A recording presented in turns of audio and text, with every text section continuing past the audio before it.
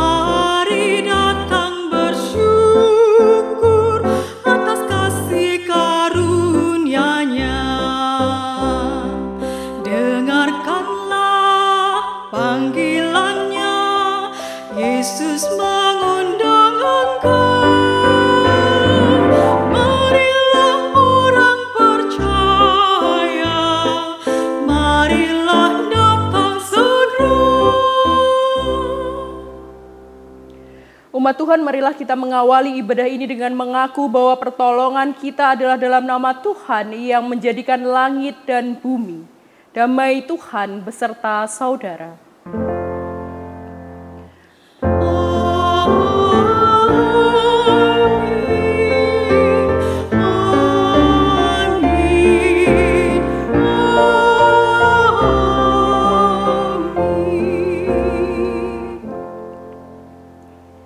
Jemaat Tuhan yang terkasih, untuk merenungkan tema kita hari ini hidup dipimpin gembala yang baik, maka firman Tuhan akan mengawali ibadah kita terambil dari Yohanes 10 ayatnya yang ke-9.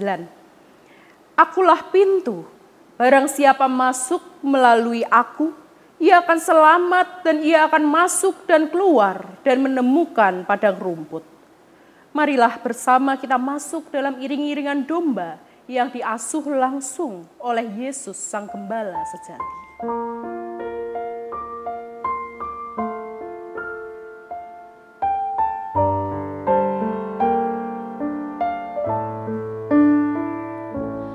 Gembala baik bersulingan merdu, membimbing aku pada air tenang, dan membaringkan aku berteduh di padang rumput hijau berkenan. Oh gembalaku itu Tuhanku, membuat aku tentram hati, mengalir dalam sungai kasih-Ku, kuasa damai jerlang hening. Kepada domba haus dan lesu, gembala baik memberikan air segar. Ke dalam hati haus dan sendu, diberinya air hidup yang benar.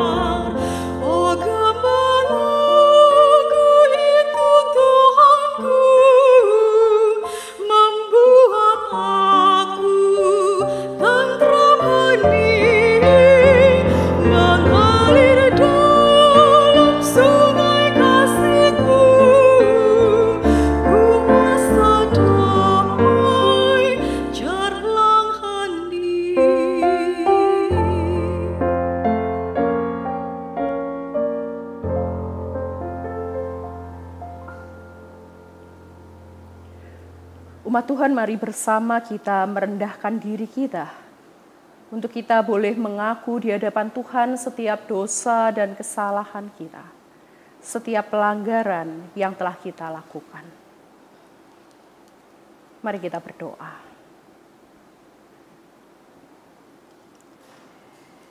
Ya Tuhan, kami datang ke hadirat-Mu membawa diri kami. Kami mengaku Bapa kelemahan kami sebagai manusia. Kami sering kali mengandalkan diri kami sendiri dan jatuh di dalam setiap dosa, kesalahan yang berulang kali kami lakukan. Ampunilah setiap kami Tuhan. Ampunilah ketika kami lebih percaya diri kami daripada menuruti gembala sejati yang menuntun mengarahkan kehidupan kami. Engkau melihat kedalaman hati kami, dan kini kami sungguh rindu untuk dibaharui, diubahkan oleh Sang Firman, oleh Gembala Agung kami. Karenanya kami ingin menyerahkan diri kami sepenuhnya. Biarlah Tuhan sendiri menuntun kami, mengubahkan kami, menjadi lebih baik seperti apa yang Tuhan ingin kami kerjakan. Ampunilah dosa dan kesalahan kami Bapa, dan bentuklah kami menjadi anak-anak Tuhan yang baik. Amin.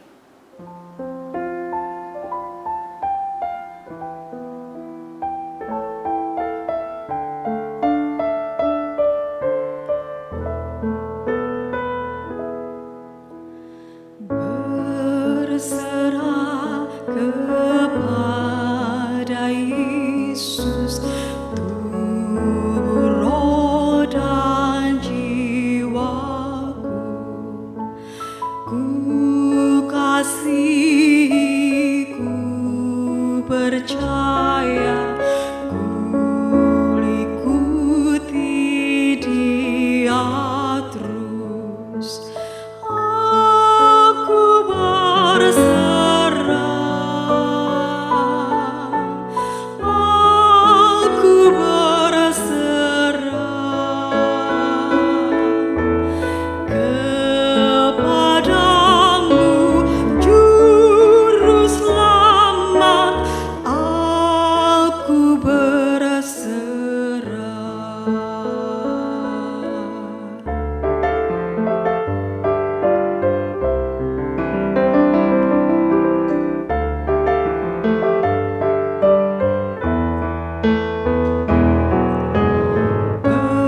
Berserah kepada Tuhan, di kakinya ku sujud. Nikmat dunia ku tinggalkan, Tuhan terima anak-Mu. Aku berserah, aku berserah kepadamu, Juru Selamat. Aku berserah, aku berserah, aku berserah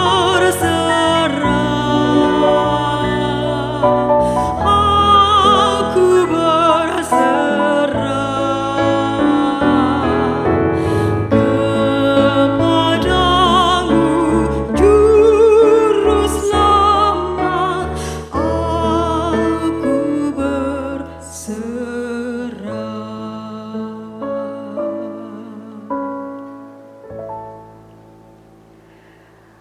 Umat yang terkasih, bagi setiap kita yang dengan sungguh telah mengaku dosa kita di hadapan Tuhan dan menyerahkan kehidupan kita untuk dibaharui oleh Roh-Nya, sambutlah berita anugerah yang tertulis dalam 1 Petrus 2 ayatnya yang ke-24. 1 Petrus 2 ayatnya yang ke-24.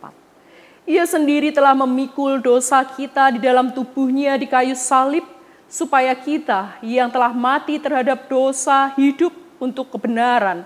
Oleh bilur-bilurnya kamu telah sembuh.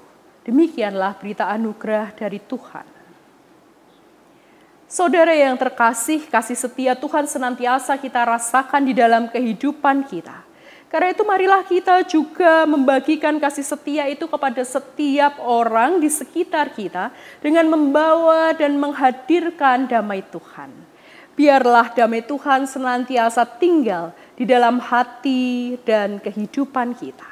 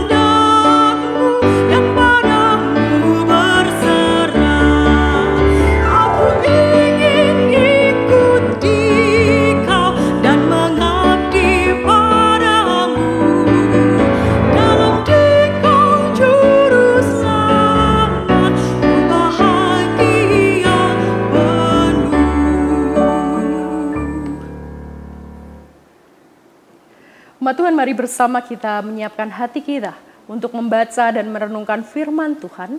Mari bersama-sama kita berdoa.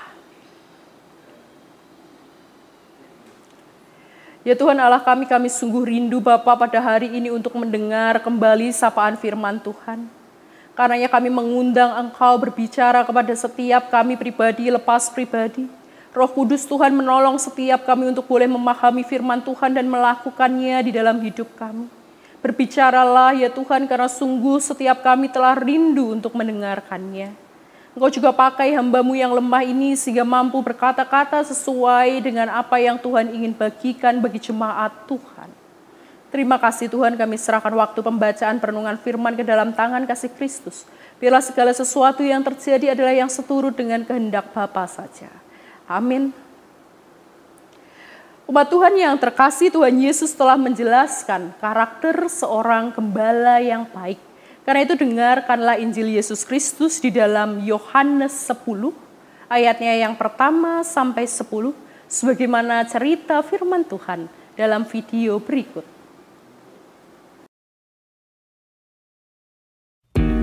Aku berkata kepadamu, sesungguhnya siapa yang masuk ke dalam kandang domba dengan tidak melalui pintu, tetapi dengan memanjat tembok, ia adalah seorang pencuri dan seorang perampok. Tetapi siapa yang masuk melalui pintu, ia adalah gembala domba. Untuk dia penjaga membuka pintu, dan domba-domba mendengarkan suaranya. Dan ia memanggil domba-dombanya masing-masing menurut namanya, dan menuntunnya keluar. Jika semua dombanya telah dibawanya keluar, ia berjalan di depan mereka, dan domba-domba itu mengikuti dia, karena mereka mengenal suaranya. Tetapi seorang asing pasti tidak mereka ikuti, malah mereka lari daripadanya, karena suara orang-orang asing tidak mereka kenal. Itulah yang dikatakan Yesus dalam perumpamaan kepada mereka. Tetapi mereka tidak mengerti apa maksudnya ia berkata demikian. Maka kata Yesus sekali lagi, Aku berkata kepadamu, sesungguhnya akulah pintu ke domba-domba itu. Semua orang yang datang sebelum aku adalah pencuri dan perampok, dan domba-domba itu tidak mendengarkan mereka. Akulah pintu. Barang siapa masuk melalui aku, ia akan selamat, dan ia akan masuk dan keluar dan menemukan padang rumput. Pencuri datang hanya untuk mencuri dan membunuh dan membinasakan. Aku datang supaya mereka mempunyai hidup dan mempunyainya dalam segala kelimpahan. Akulah gembala yang baik. Gembala yang baik memberikan nyawanya bagi domba-dombanya. Demikianlah Injil Yesus Kristus. Berbahagialah setiap kita yang mendengarkan firman Tuhan, memeliharanya dan melakukannya di dalam hidup keseharian kita. Haleluya. Haleluya. Haleluya. Haleluya.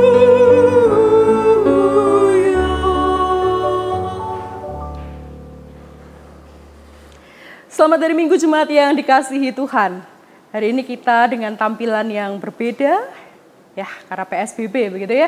Tapi biarlah berkat Tuhan tetap melimpah di dalam kehidupan kita karena kita masih dapat mengikuti peribadatan. Bapak Ibu, setiap kita pasti pernah memiliki pengalaman dipimpin oleh seorang pemimpin. Nah biasanya seperti apa pengalaman yang sering kita jumpai ketika kita dipimpin seseorang? Kepemimpinan bisa terjadi di mana saja. Bisa di kantor ketika kita sedang kerja, bisa di sekolah ketika kita sedang sekolah, bahkan di dalam keluarga. Tapi kepemimpinan yang seperti apa yang sering kali kita jumpai? Beberapa waktu lalu sebelum PSBB tentu dalam khotbah pemuda saya mengajukan pertanyaan ini dan kemudian kita membuat penelitian singkat dan hasilnya cukup mengejutkan. Karena 30% mengatakan bahwa pemimpin yang sering mereka jumpai adalah pemimpin yang tukang suruh. Pemimpin yang semena-mena. Itu angka tertinggi. Angka tertinggi nomor 2, 22%. Anak pemuda katakan pemimpin yang sering mereka jumpai adalah pemimpin yang otoriter. Bukankah ini juga barangkali menjadi jawaban kita ketika kita sedang tanyakan pemimpin seperti apa sih yang sering kita jumpai? Hanya 9% yang katakan baik hati. Ada 17% yang katakan adil. Tapi itu nilai yang jauh lebih kecil dibanding yang berpendapat soal semena-mena dan otoriter. Dan pemimpin yang demikian jelas jauh dari bayangan pemimpin yang kita inginkan. Jauh dari idealisme tentang pemimpin yang seharusnya, pemimpin yang sebenarnya. Nah hari ini dalam bacaan yang kita baca Tuhan Yesus menggambarkan dirinya sebagai seorang pemimpin yang baik. Ia coba menjelaskan seperti apa itu menjadi pemimpin yang baik. Bukan dalam figur penguasa atau raja. Bukan dalam figur seseorang yang otoriter. Seseorang yang semena-mena dan tukang perintah. Tapi Tuhan Yesus justru menggambarkan dirinya sebagai pemimpin yang baik dalam figur, dalam wujud gembala dan pintu gerbang. Ini sesuatu yang sangat menarik Bapak Ibu.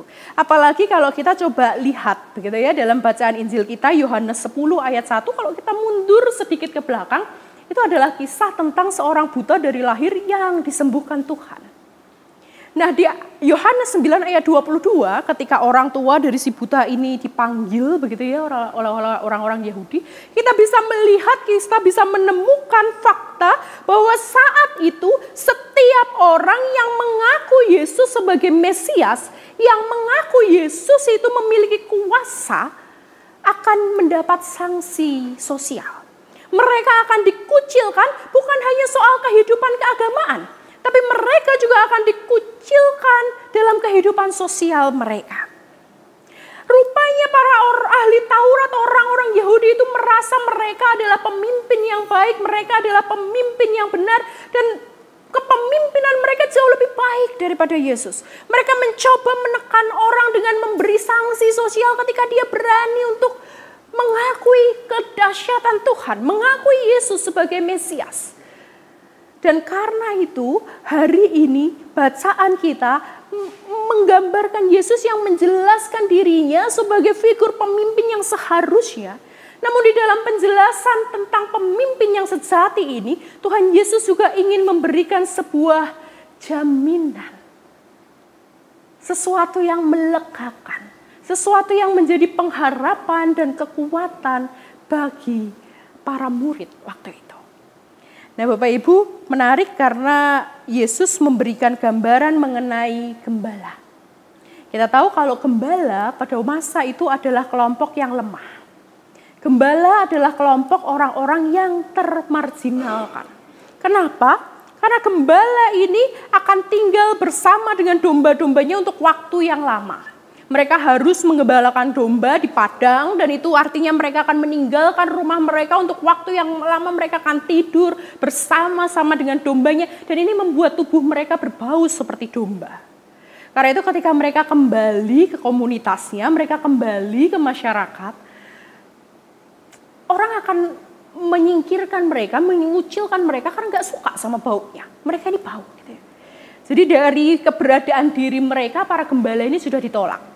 Kemudian belum lagi gembala ini juga orang yang kalau menurut kelas sosial ada di bawah. Kenapa? Karena jelas domba yang mereka gembalakan pasti bukan miliknya sendiri. Jadi secara kelas sosial mereka orang-orang yang lemah. Karena itulah para gembala adalah kelompok yang terpinggirkan, termarginalkan, disisihkan, bahkan ditolak. Tapi di dalam kesederhanaan hidup para gembala, bahkan ketika orang-orang menolaknya, orang Yahudi sangat dekat dengan gembala, dan gembala memiliki filosofi kehidupan yang sangat dalam. Pada bacaan kita hari ini, Yesus coba ceritakan itu. Gembala dan domba biasanya memiliki ikatan yang sangat kuat. Kenapa kalau kita di sini sekarang gitu ya, kita lihat domba, kambing gitu ya, beda jenis, tapi mirip-mirip gitu. Kalau kita kambing itu, domba itu kita makan. Jadi kita pelihara, besar kita sembelih. Tapi kalau orang Yahudi, domba dipelihara bukan untuk dimakan. Domba dipelihara untuk diambil bulunya. Dan karena itu domba itu bertahan bertahun-tahun. Hidupnya cukup lama. Nah, gembala memiliki kedekatan, ikatan dengan domba-dombanya. Dan ini Tuhan Yesus coba gambarkan di ayat yang ketiga, ketika Yesus katakan para gembala itu akan memanggil dombanya berdasarkan nama mereka satu persatu. Bayangkan, ini kayak kalau kita pelihara anjing, pelihara kucing, dan kemudian kita kasih nama. Kita akan panggil mereka berdasarkan nama anjing dan kucing peliharaan kita yang sangat kita sayang. Dan hal ini terjadi kepada para domba masa itu. Domba-domba yang banyak itu diberi nama satu persatu oleh gembala. Dan gembala dalam menggembalakan akan senantiasa menyebut, memanggil nama mereka. Maka ketika Tuhan Yesus menggambarkan dirinya sebagai gembala, yang pertama yang Tuhan Yesus mau katakan adalah bahwa Tuhan Yesus adalah gembala yang begitu dekat dengan domba-dombanya. Dia memiliki ikatan yang dekat dengan dombanya. Tapi bukan hanya sekedar ikatan yang dekat, seorang gembala yang baik juga begitu mengenal dombanya. Ia sangat tahu domba itu satu persatu sesuai dengan nama mereka. Bukankah nama itu sesuatu yang penting? Kita punya nama sebagai identitas kita. Nama menunjukkan eksistensi diri kita. Dan Tuhan menghargai keberadaan itu. Tuhan menghargai keunikan itu. Tuhan menghargai kekhasan dari masing-masing domba ketika ia mengenal mereka satu persatu berdasarkan namanya. Maka yang pertama tadi yang kita pelajari dari bacaan ini adalah Tuhan dalam figur gembala adalah Allah yang dekat, adalah Allah yang begitu mengenal domba-dombanya dengan sangat baik. Itu yang pertama. Kemudian kita lanjutkan di ayat yang keempat, Tuhan Yesus mengatakan bahwa gembala yang baik akan berjalan di depan domba-dombanya. Artinya sebagai seorang gembala yang baik, gembala itu akan memastikan bahwa domba-dombanya ada di jalur yang benar, ada di jalur yang aman. Gembala yang baik adalah seorang leader, bukan driver. Kenapa? Karena kalau driver tugasnya hanya mengantar. Nggak peduli ada bahaya, jalan jelek, ada persoalan apa di depan, yang penting diantar sampai tujuan. Tapi ketika dia menjadi seorang leader, dia akan memperhatikan jalan seperti apa yang akan dilalui. Apakah jalan itu berlubang? Apakah jalan itu ada persoalan? Apakah ada binatang buas di depan? Dan itu semua diperhatikan oleh gembala yang baik. Dan itu yang dikerjakan Tuhan. Karena Tuhan katakan bahwa sebagai gembala ia akan berjalan ke depan, memastikan jalurnya aman, dan ia akan menuntun domba-dombanya. Maka hal yang kedua yang menjadi jaminan yang Tuhan berikan dalam gambar gembala adalah Yesus bersedia memimpin dan mengarahkan kita menuju jalur yang aman. Bayangkan Bapak Ibu, ini sesuatu yang luar biasa. Pertama dia katakan sebagai gembala yang baik, ia dekat dan mengenal setiap kita. Namun bukan hanya dekat dan mengenal setiap kita. Sebagai gembala yang baik, ia juga akan menuntun kita, ia akan memimpin kita lewat kepada jalan yang aman. Kita tahu kalau konteks Yerusalem masa itu bukan medan yang enak seperti medan kita. Medan yang berbatu, berbukit, ada lembah, dan domba mungkin terperosok atau jatuh. Karena itu sangat penting bagi seorang gembala untuk mengarahkan dombanya. Dua perumpamaan ini sering kita dengar soal gembala yang baik. Tapi satu yang menarik adalah pada bacaan ini Tuhan juga mengatakan dirinya sebagai pintu gerbang. Nah, setelah Tuhan katakan di ayatnya yang keempat soal gembala, di ayat yang keenam Tuhan beralih pada perumpamaan soal pintu gerbang. Masa itu domba akan dibawa ke padang, dan ketika domba itu ada di padang, ketika malam hari mereka akan dikumpulkan dalam satu kandang. Biasanya kandang ini tidak permanen. Kandang ini dibuat dari kayu pendek atau batu yang disusun, tidak terlalu tinggi. Kandang ini punya pintu yang juga tidak permanen.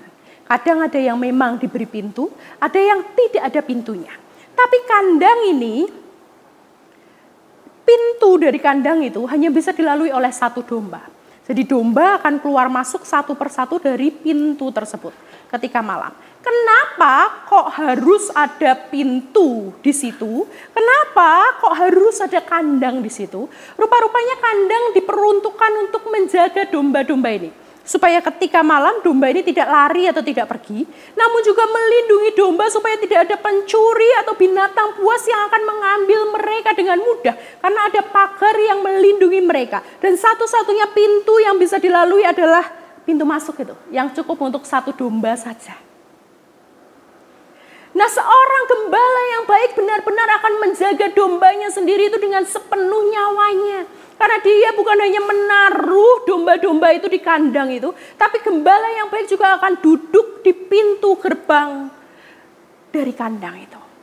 Mereka akan memastikan bahwa tidak ada domba yang keluar melalui pintu itu. Bahwa setiap domba yang keluar itu dia tahu betul siapa yang keluar. Setiap gembala yang baik akan sedia untuk berjaga di depan pintu gerbang. Mereka akan memastikan tidak ada hewan buas yang datang mendekat. Mereka memastikan tidak ada satu domba pun yang nakal dan pergi keluar. Inilah pekerjaan gembala yang baik. Artinya ketika Tuhan mengatakan dia adalah pintu gerbang, dia mau menunjukkan bahwa kasih Allah itu, pengorbanan yang Allah berikan untuk menjaga dombanya adalah seberharga nyawanya sendiri. Dan ini sudah Tuhan buktikan ketika ia mengorbankan dirinya di atas kayu salib.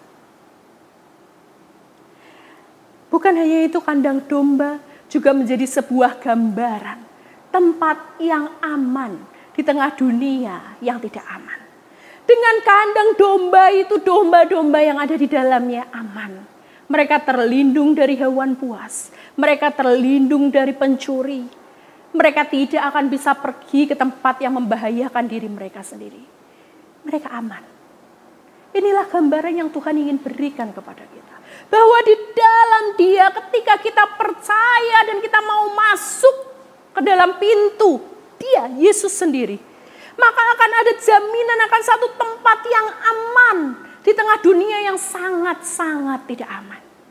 Ketika saat ini kita begitu resah dengan corona, kita begitu resah dengan pekerjaan kita. Anak-anak mulai bosan karena setiap hari harus ada di rumah, belajar dari rumah, dan itu rupanya mulai membosankan.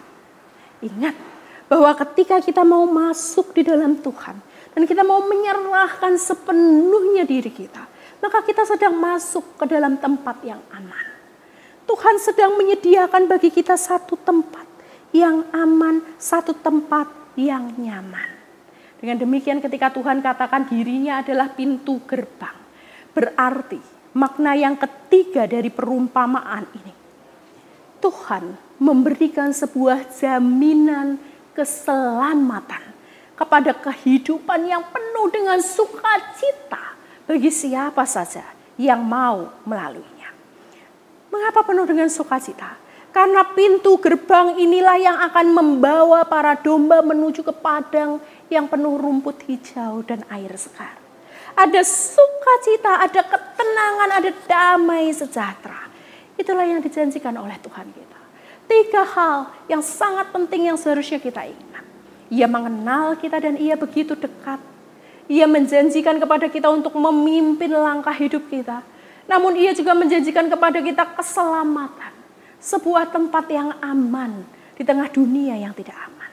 Kenapa? Karena kepemimpinan yang Tuhan Yesus lakukan ialah kepemimpinan yang berbeda. Tuhan Yesus berbeda dengan para orang lainnya. Para pencuri yang ia sebut hanya mau mencuri domba-domba, hanya mementingkan dirinya sendiri, mementingkan egonya sendiri dan tidak peduli pada domba-dombanya. Yesus memperdulikan sedemikian rupa para domba, hingga nyawanya sendiri ia berikan untuk melindungi kehidupan para domba. Bahkan kalau kita perhatikan di ayatnya yang ke-10, Tuhan Yesus katakan ia akan membawa domba-domba itu kepada kelimpahan. Begitu ya. Kelimpahan dalam bahasa Yunani-nya ditulis sebagai perison. Perison itu artinya satu keadaan yang berlimpah-limpah. Melebihi apa yang diinginkan oleh seseorang atau manusia. Bayangkan, bukankah itu sebuah janji yang luar biasa? Tuhan Yesus menjanjikan bukan hanya tempat yang baik, tempat yang menyegarkan, ada makanan, ada minuman, aman, damai sejahtera. Namun dia juga menjamin dengan perison, sesuatu yang melebihi apa yang kita inginkan. Maka percayalah ketika kita tinggal di dalam Kristus, ketika kita ada di dalam Kristus, maka Dia akan memberikan segala sesuatu yang melampaui apa yang kita sendiri inginkan. Maka ada jaminan kehidupan yang begitu indah yang Tuhan berikan di dalam hidup kita. Lebih dari apa yang kita mau. Nah, persyaratan yang Tuhan ajukan ada di ayat 5. Maukah kita untuk bisa menuju kepada perison, untuk bisa mendapatkan kelimpahan, untuk bisa mendapatkan sukacita sejati? Maukah kita mendengar hanya suara gembala kita saja? Ini satu-satunya kemampuan domba yang luar biasa. Selain domba itu cukup ceroboh karena dia bisa jatuh dan terperosok. Tapi satu kemampuan domba yang sangat hebat adalah dia bisa menghafal dengan benar. Dia bisa mendengar dengan baik suara gembalanya. Dan dia akan mengabaikan suara yang lain. Nah, pertanyaannya, maukah kita, mampukah kita untuk mendengar dan mengenal suara Tuhan dengan baik? Suara Tuhan bisa muncul dari mana saja di dalam kehidupan kita. Suara gembala itu bisa hadir melalui apapun juga di dalam kehidupan kita. Melalui keluarga kita. Maukah kita saling terbuka, mendengar, mendukung seorang akan yang lain? Kita memberikan semangat, kita hadir sebagai gembala yang mementingkan domba-dombanya bukan dirinya sendiri. Maukah kita melakukan itu? Atau justru di tengah keluarga kita, kita hadir sebagai orang yang melemahkan semangat? Maukah kita dipakai Tuhan untuk menjadi gembala di tengah keluarga kita? Teman-teman kita, firman Tuhan, bahkan juga pendeta jemaat kita. Maukah kita setia mencari di mana Tuhan berbicara, apa yang Tuhan katakan, dan kemudian setia untuk menurutinya? Bapak Ibu, ada sebuah lagu yang cukup baik saya rasa. Lagu ini pasti sangat familiar dengan kita, judulnya adalah Ku Dengar Panggilan Tuhan. Nah, kalau di dalam hidup ini kita mau berkomitmen untuk Tuhan, aku mau mendengar suaramu, Tuhan aku mau mendengar panggilanmu, Tuhan aku mau ikut Engkau sebagai gembala yang memberikan jaminan segala yang indah di tengah ketidakpastian yang sedang kualami. Maka mari kita nyanyikan lagu ini bersama-sama dengan sepenuh hati kita. Kita katakan, Tuhan aku benar-benar roh, aku mau mendengar suara Tuhan. Ketika hidup kita mulai terombang-ambing, kita mulai meragukan Tuhan, Tuhan kapan corona ini berakhir ya? Tuhan aku sudah gak punya pekerjaan pasti. Aku gak tahu sampai kapan aku bisa menghidupi hidupku. Tabungan mulai kepakai Tuhan, uang mulai habis. Dan kita kemudian mulai mencari cara-cara lain yang disajikan dunia. Cara-cara instan yang dunia coba berikan. Maka mari kita kembali. Karena Tuhan memberikan kepada kita jaminan yang baik. Tuhan memberikan kepada kita janji yang luar biasa, bahwa di dalam Dia ada tempat yang aman. Sekalipun jalan kita tidak selalu mudah, ada naik, ada turun, dan mungkin saat-saat ini kita harus mendaki untuk menemukan Tuhan. Tapi di ujung sana ada padang yang indah, ada anugerah Tuhan yang indah. Ku dengar panggilan Tuhan.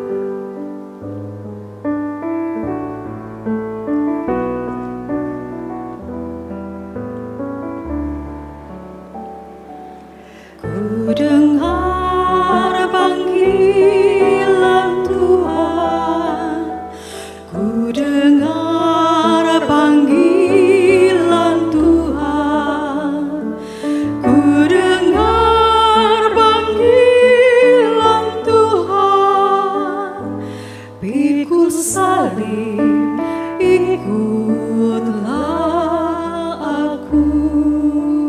Kita katakan aku mau. Aku mau mengikut Dia. Ikut Yesus. Aku mau mengikut Dia. Aku mau mengikut Dia. Ikut Dia, Yesus Tuhanku. Ku mau ikut walau susah, ku mau ikut walau jalanku mendaki.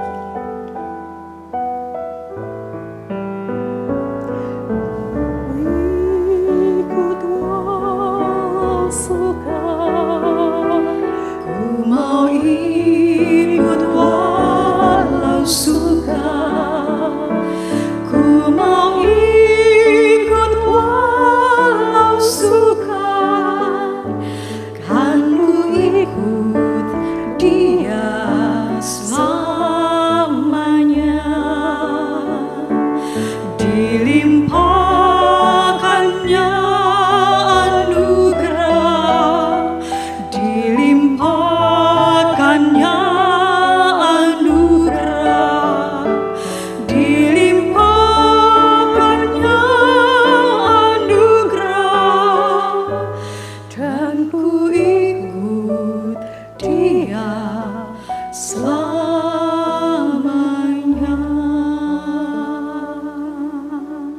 Selamat mengikuti Sang Gembala Agung yang menuntun kita ke jalan yang aman. Tuhan memberkati.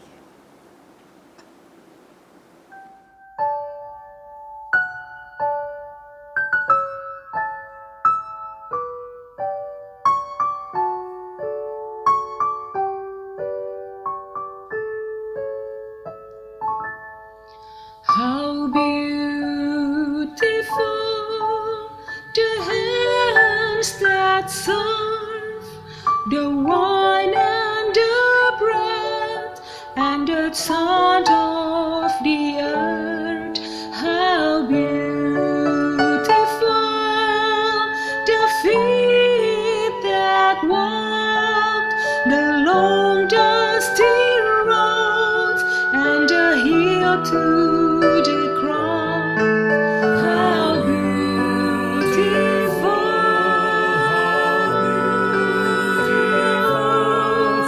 how beautiful,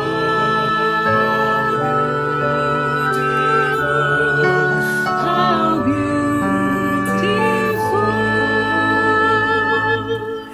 is the body of Christ.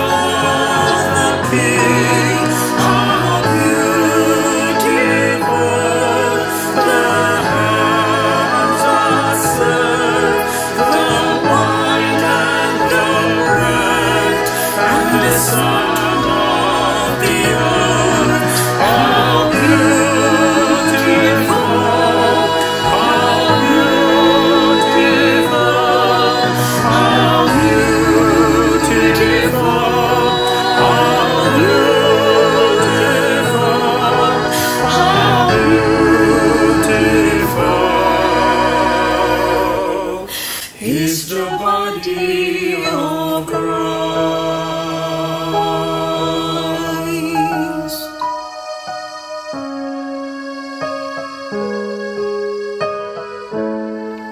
How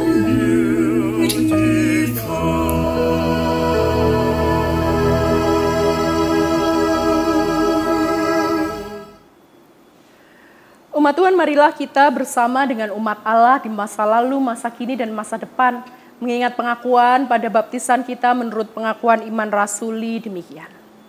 Aku percaya kepada Allah Bapa yang Maha Kuasa, Khalik langit dan bumi, dan kepada Yesus Kristus anaknya yang tunggal Tuhan kita, yang dikandung dari Roh Kudus, lahir dari anak darah Maria, yang menderita sengsara di bawah pemerintahan Pontius Pilatus, disalibkan, mati, dan dikuburkan, turun ke dalam kerajaan maut, pada hari yang ketiga bangkit pula dari antara orang mati, naik ke surga, duduk di sebelah kanan Allah, Bapa yang Maha Kuasa, dan dari sana ia akan datang untuk menghakimi orang yang hidup dan yang mati.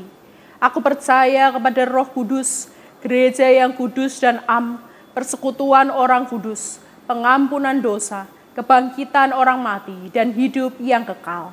Amin.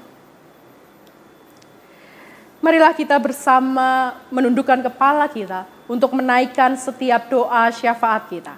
Mari bersama kita berdoa.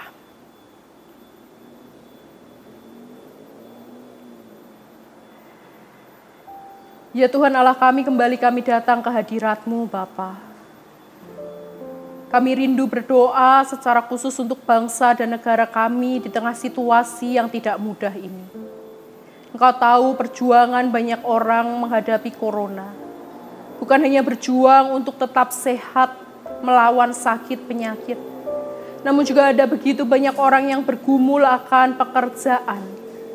Biarlah Tuhan boleh menolong setiap kami, sehingga di dalam setiap perjuangan kami, pergumulan kami boleh mengingat janji yang Tuhan berikan sebagai gembala dan pintu gerbang bagi setiap kami. Tolonglah kami ya Tuhan, sehingga kami sungguh boleh menjadi anak-anak Tuhan yang percaya bahwa Tuhan sedang memberikan dan menyediakan jalan yang baik, masa depan yang indah di dalam kehidupan kami. Sekalipun waktu yang harus kami lalui bukanlah waktu yang mudah, namun kami percaya Engkau akan senantiasa menuntun dan memimpin kehidupan kami.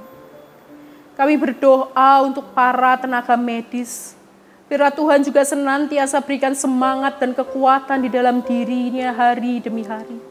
Sehingga setiap tenaga medis yang bekerja menolong, merawat orang-orang yang terpapar virus ini, boleh bekerja dengan sepenuh hati, dengan pengharapan Allah yang senantiasa melindungi, juga Allah yang akan menyembuhkan setiap orang yang sakit.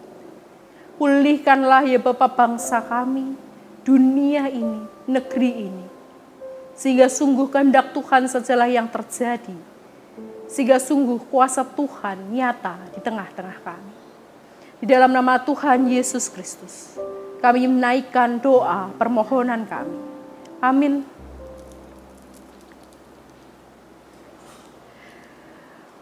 Umat Tuhan, kepada setiap kita yang bersyukur karena berkat Tuhan senantiasa berkelimpahan bagi kita, diberikan kesempatan untuk memberikan ucapan syukur kita dengan dilandasi oleh firman Tuhan yang terambil dalam Mazmur 96 ayatnya yang ke-8. Mazmur 96 ayatnya yang ke-8. Berilah kepada Tuhan kemuliaan namanya, bawalah persembahan dan masuklah ke pelatarannya. Persembahan syukur dapat dikirimkan dengan cara transfer ke rekening GKI Cinere di Bank Mandiri dengan nomor 101 00 801 45582. Jemaat dapat memberikan keterangan apakah persembahan ditujukan untuk kantong hitam, kantong merah, persembahan bulanan atau persembahan syukur lainnya. Di sini aku bawa Tuhan.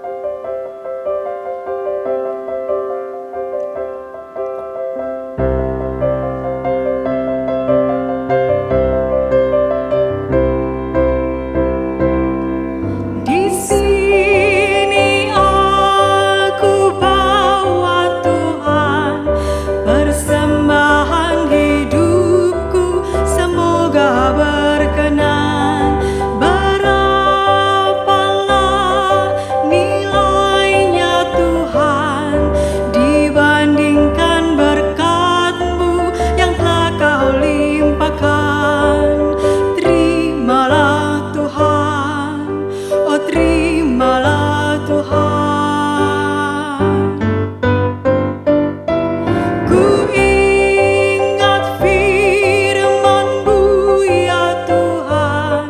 yang mengajarkan kami mengingat yang kecil.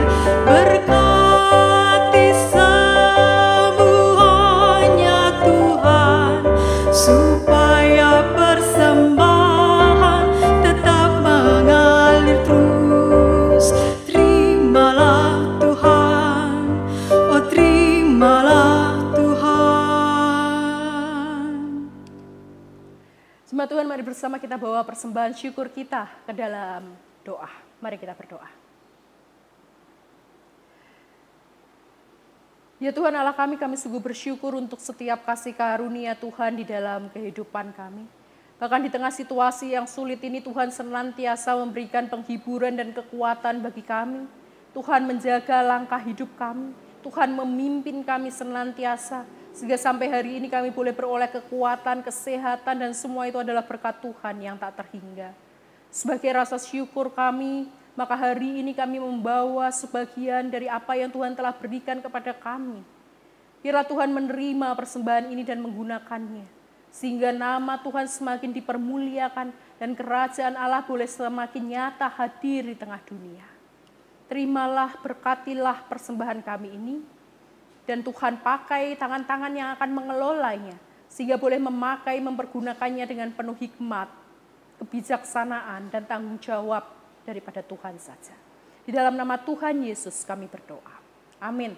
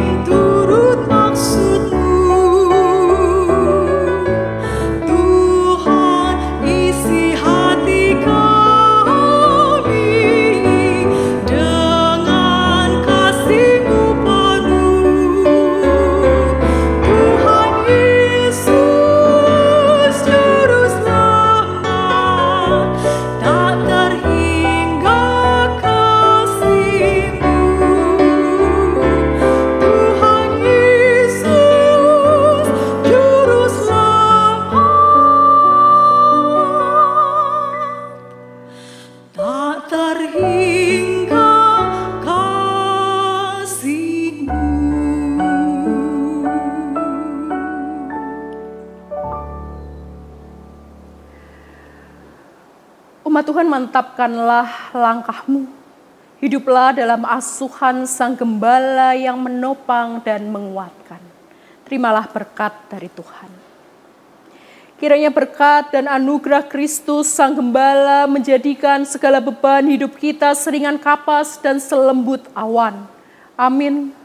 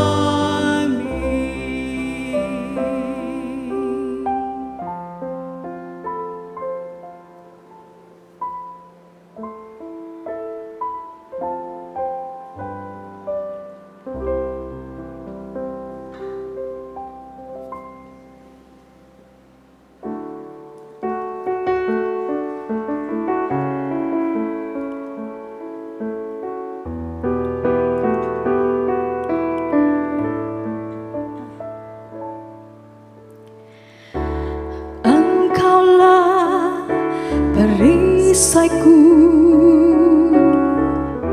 saat badai hidup menerpaku. Firman-Mu di dalamku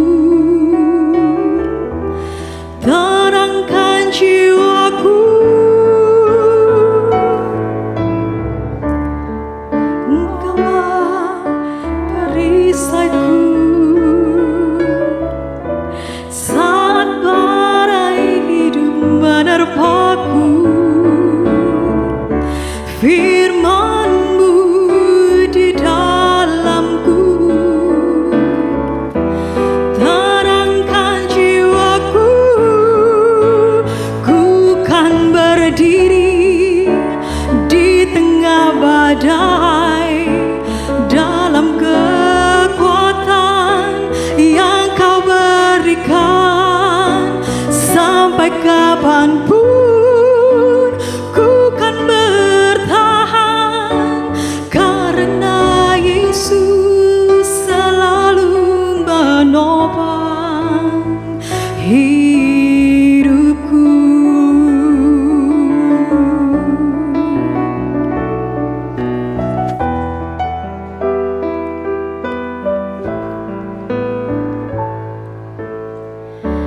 Engkaulah perisaiku saat badai hidup menerpaku. Firman-Mu di dalamku terangkan jiwaku. Engkaulah perisaiku saat badai hidup menerpaku. Firman-Mu di dalamku terangkan jiwaku. Ku kan berdiri di tengah badai dalam kekuatan yang Kau berikan. Sampai kapanpun ku kan bertahan, karena Yesus selalu menopang.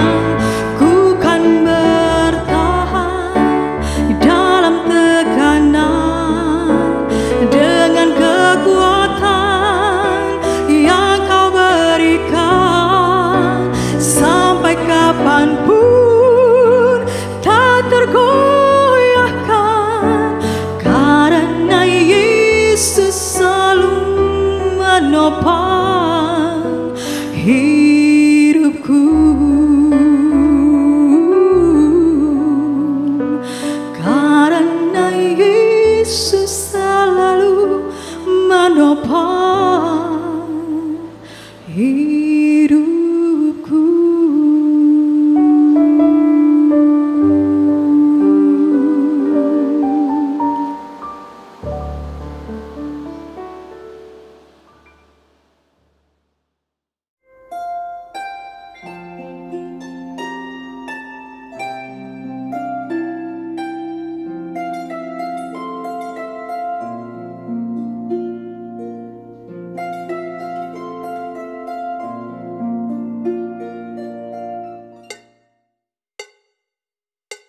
God sent His Son,